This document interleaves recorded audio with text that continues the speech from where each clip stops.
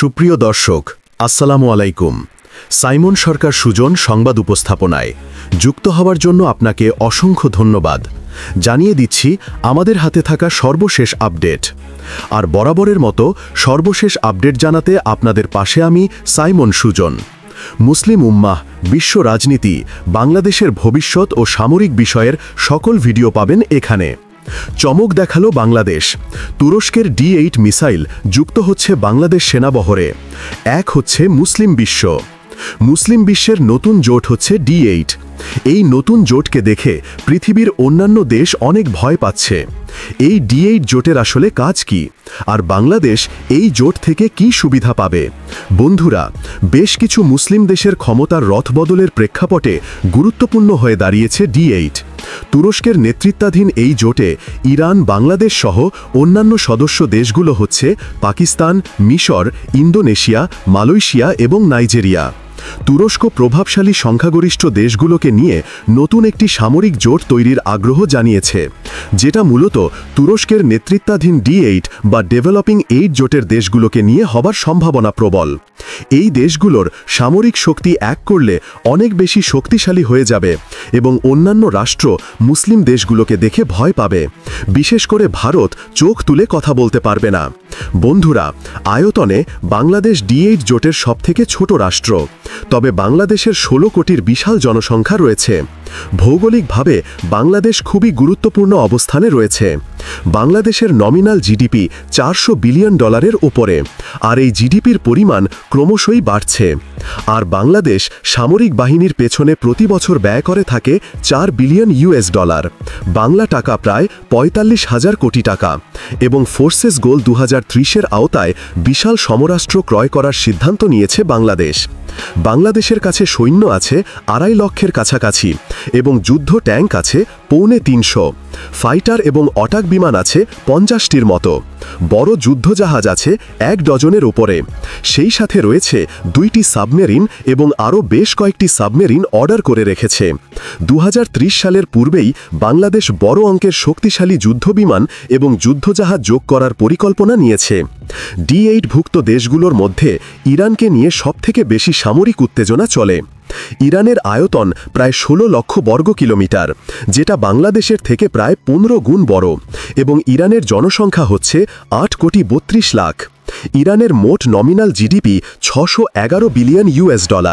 সামরিক বাহিনীর পেছনে তাদের বার্ষিক ব্যয় $19 বিলিয়ন, যা এ তালিকায় দ্বিতীয় সর্বোচ্চ সামরিক বাজেট। ইরানের ওপরে অস্ত্র নিষেধাজ্ঞা থাকায় তারা নিজেরাই অস্ত্র উৎপাদন করে থাকে। ইরানের সামরিক বাহিনীতে মোট সদস্য আছে 10 লাখ। তাদের কাছে যুদ্ধ ট্যাঙ্ক আছে 2000-এর ওপরে, ফাইটার এবং অটাক বিমান আছে প্রায় 200টি, বড় যুদ্ধজাহাজ আছে 1 ডজনের ওপরে। সেই সাথে রয়েছে 2টি সাবমেরিন এবং আরও বেশ কয়েকটি সাবমেরিন অর্ডার করে রেখেছে। 2030 সালের পূর্বেই বাংলাদেশ বড় অঙ্কের শক্তিশালী যুদ্ধবিমান এবং যুদ্ধজাহাজ যোগ করার পরিকল্পনা নিয়েছে। D8 ভুক্ত দেশগুলোর মধ্যে ইরানকে নিয়ে সবথেকে বেশি সামরিক উত্তেজনা চলে। ইরানের আয়তন প্রায় 16 লক্ষ বর্গ কিলোমিটার, যেটা বাংলাদেশের থেকে প্রায় 15 গুণ বড়, এবং ইরানের জনসংখ্যা হচ্ছে 8,32 লাখ। ইরানের মোট নমিনাল জিডিপি $611 বিলিয়ন। সামরিক বাহিনীর পেছনে তাদের বার্ষিক ব্যয় $19 বিলিয়ন, যা এ তালিকায় দ্বিতীয় সর্বোচ্চ সামরিক বাজেট। ইরানের ওপরে অস্ত্র নিষেধাজ্ঞা থাকায় তারা নিজেরাই অস্ত্র উৎপাদন করে থাকে। ইরানের সামরিক বাহিনীতে মোট সদস্য আছে 10 লাখ। তাদের কাছে যুদ্ধ ট্যাঙ্ক আছে 2000-এর ওপরে, ফাইটার এবং অটাক বিমান আছে প্রায় 200টি, বড় যুদ্ধজাহাজ আছে 10টি এবং সাবমেরিন আছে 34টি। বিশাল তেলের ভাণ্ডার ইরানের নিকট ভবিষ্যৎ পারমাণবিক শক্তিধর হয়ে উঠবে বলে অনেকে ধারণা করছে। D8 জোট কিংবা মুসলিম বিশ্বের একমাত্র পারমাণবিক শক্তিধর দেশ হচ্ছে পাকিস্তান। পাকিস্তানের আয়তন হচ্ছে 9 লক্ষ বর্গ কিলোমিটার এবং তাদের জনসংখ্যা হচ্ছে 22 কোটি। পাকিস্তানের নমিনাল জিডিপি হচ্ছে $284 বিলিয়ন। তারপরও সামরিক বাহিনীর পেছনে তারা ব্যয় করে থাকে $11 বিলিয়ন। পাকিস্তানের মোট সৈন্য সংখ্যা 12 লাখের ওপরে। তাদের কাছে ট্যাঙ্ক আছে 2200টি, যুদ্ধ বিমান আছে 450টির ওপরে, বড় আকারের যুদ্ধজাহাজ আছে 11টি এবং সাবমেরিন আছে 9টি। দক্ষ এবং প্রশিক্ষিত বাহিনী পাকিস্তানের সামরিক শক্তির মূল আকর্ষণ। ১৯ লাখ বর্গ কিলোমিটার এলাকা নিয়ে ইন্দোনেশিয়া D8 জোটের অন্যতম বড় একটি রাষ্ট্র। ২৭ কোটি জনসংখ্যা নিয়ে মুসলিম বিশ্বের সবথেকে বড় রাষ্ট্র হচ্ছে ইন্দোনেশিয়া। ইন্দোনেশিয়ার মোট নমিনাল জিডিপি $1 ট্রিলিয়ন ওপরে, আর সামরিক বাহিনীর পেছনে ব্যয় করে থাকে $7 থেকে বিলিয়ন।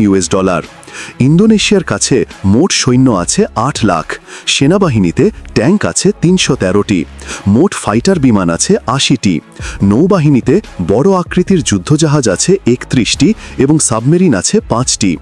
ভৌগোলিকভাবে গুরুত্বপূর্ণ ইন্দোনেশিয়ার বিশাল প্রাকৃতিক সম্পদ এবং সমুদ্র সীমা রয়েছে। D8-এর আরেকটি সদস্য দেশ হচ্ছে নাইজেরিয়া। সামরিক শক্তির দিক থেকে বেশ শক্তিশালী একটি দেশ, D8 জোটভুক্ত আফ্রিকার দেশ। নাইজেরিয়া বিশ্বের তৃতীয় বৃহত্তম মুসলিম দেশ।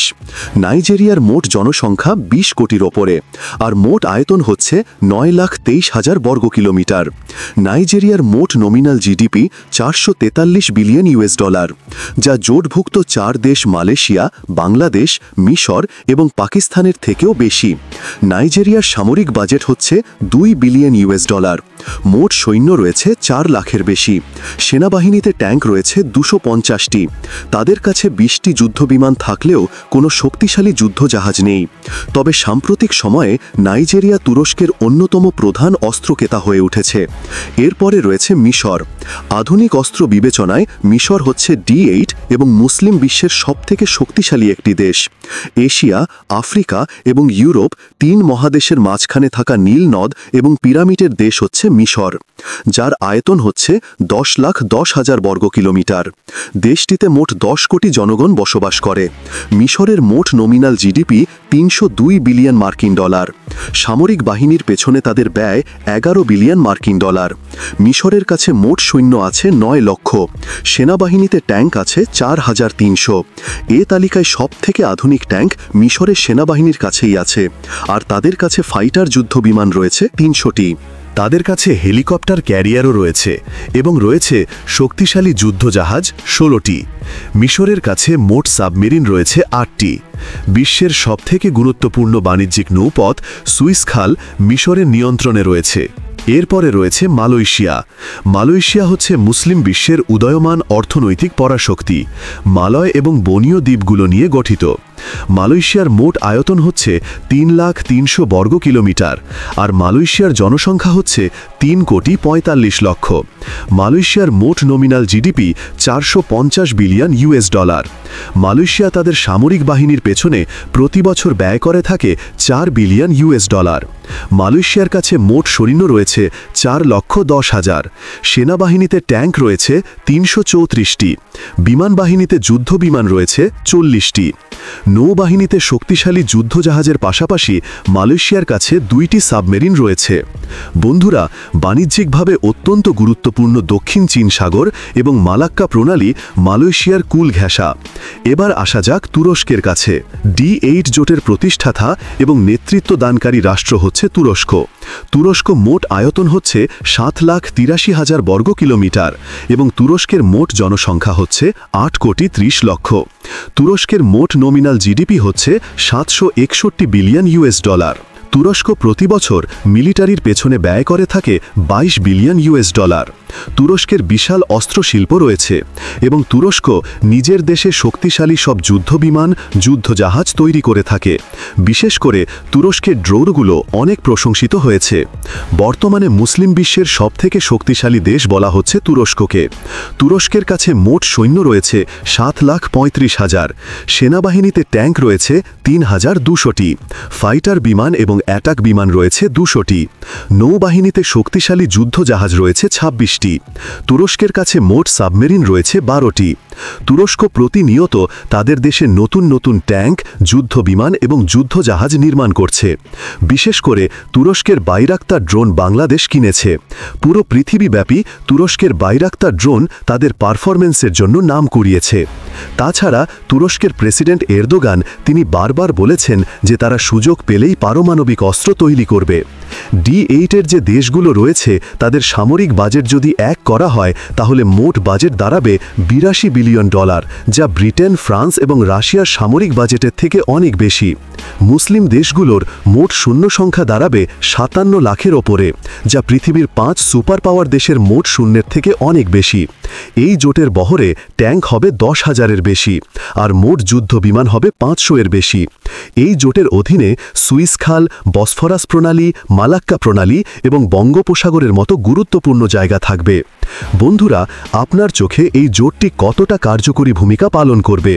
আমার মতে পৃথিবীতে ৫০টির বেশি যে মুসলিম দেশ রয়েছে তাদের সবাই মিলে একটি জোট গঠন করা উচিত এবং সবাইকে দেখিয়ে দেওয়া উচিত যে মুসলিমদের পাওয়ার কতটা।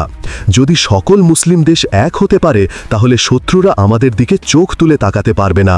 বিশেষ করে ভারত তো প্যান্টে হিসু করে দিবে। তো এ বিষয়ে আপনাদের কি মতামত কমেন্টে জানান। যারা যারা দেশকে ভালোবাসেন তারা ভিডিওটিতে লাইক করে দিন এবং চ্যানেলটি সাবস্ক্রাইব করে ফেলুন। তো ভালো থাকবেন। আল্লাহ হাফেজ।